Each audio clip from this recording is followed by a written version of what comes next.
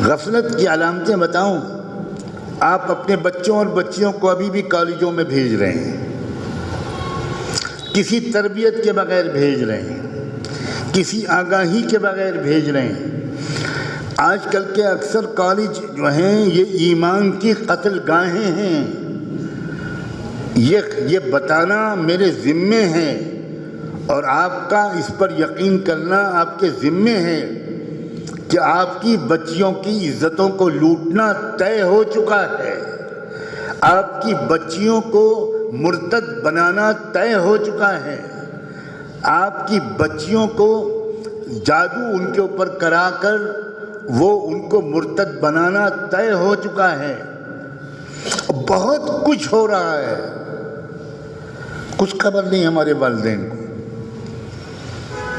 وہ بہت بے تکلف بچیوں کو کالج بھیج رہے ہیں، بہت بے تکلف بچیوں کو موبائل دے رہے ہیں، انہیں کچھ خبر نہیں کہ موبائل کا استعمال کیسے ہو رہا ہے، انہیں کچھ خبر نہیں کہ لیپ ٹاپ کا استعمال کیا ہو رہا ہے۔ ماں باپ کو یہ فرصت ہی نہیں کہ اپنے بچوں کے ساتھ 2-4 منٹ بیٹھیں۔ میرے پیارے بچوں، میرے جگر کے ٹکڑوں، میں دن رات محنت کر کے تمہارے لیے انتظام کرتا ہوں۔ تمہیں بخار آتا ہے تو تمہارے بدن کو تکلیف ہوتی ہے، میرے دل کو تکلیف ہوتی ہے۔ تمہارے لیے میں کماتا ہوں، تمہارے لیے میں بخار کی حالت میں دکان کھولتا ہوں۔ بچوں پیارے بچوں، ایمان اور تقوی والی زندگی اختیار کرنا۔ نہ کوئی ماں نصیحت کرتی ہے بچی کو، نہ کوئی باپ۔ گھر کے اندر آپس میں ماں باپ بچوں سے دوستانہ انداز سے باتیں کریں اور یہ سمجھائیں کہ باہر کا موسم ٹھیک نہیں ہے، آندھیاں چل رہی ہیں، میری پیاری بیٹی سازشیں ہو رہی ہیں۔ کسی کو پتہ ہی نہیں، نہ کسی نوجوان لڑکے کو پتہ ہے، نہ نوجوان لڑکیوں کو پتہ ہے، بالکل بے تکلف۔ امریکہ، یورپ میں آپ حیرت کریں گے، اکثر ایمان والوں نے اپنے بچوں اور بچیوں کو اسکول کالج بھیجنا بند کر دیا، بالکل بند کر دیا۔ Home schooling, online education, اس کا وہاں پر رواج بہت بڑھ گیا ہے اور وہ گھر میں رکھ کر پوری تعلیم کراتے ہیں، یونیورسٹی تک پڑھاتے ہیں، پی ایچ ڈی کراتے ہیں۔ یہ پڑھو وہ پڑھو، گھر پر پڑھو گے، کوئی کالج نہیں جائے گا۔ کیا وہاں کے ایمان والے اب ہم سے آگے بڑھ گئے؟ میں تو کہتا ہوں یقیناً وہ آگے بڑھ گئے، مجھے اس میں کہنے میں کوئی شبہ نہیں ہے۔ ایک لڑکا عامر تھا، ایک نوجوان امریکہ میں، اس کے کالج نے تیراکی کا پروگرام طے کیا کہ سوئمنگ کرنی ہے بچوں کو تاکہ ان کی فزیکل ایکسرسائز ہو، ورزش ہو۔ تو وہ تیار ہو گیا، اس نے نام لکھا دیا کہ ہم لوگ سب کریں۔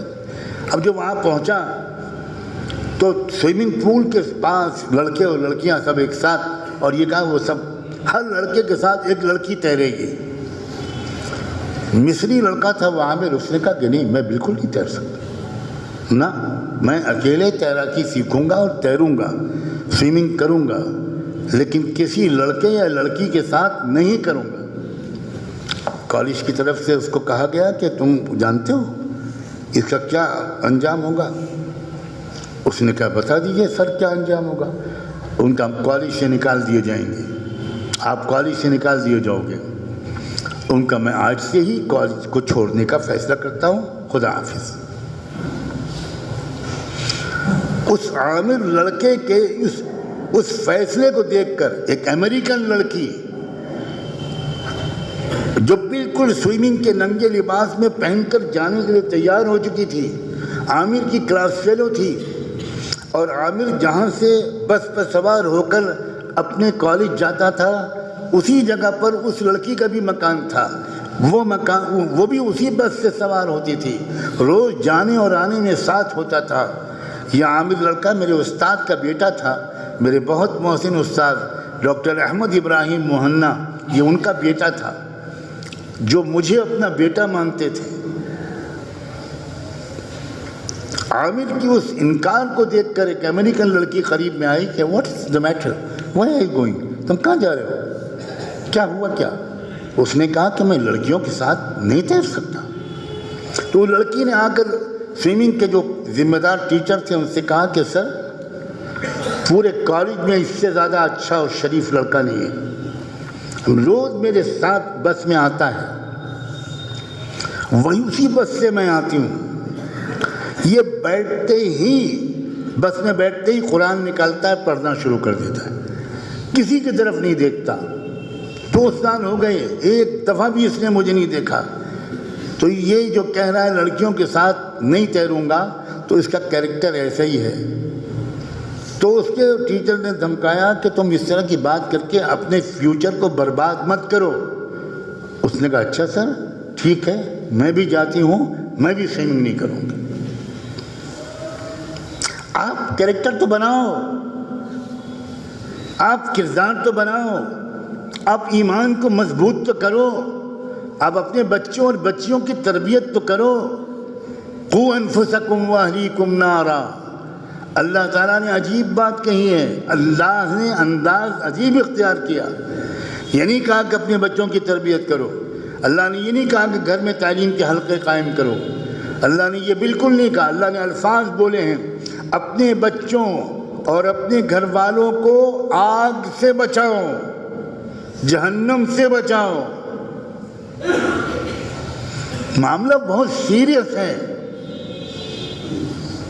یہ ایمان اور کفر کا مسئلہ ہے، یہ توحید اور شرک کا مسئلہ ہے، یہ جنت اور جہنم کا مسئلہ ہے۔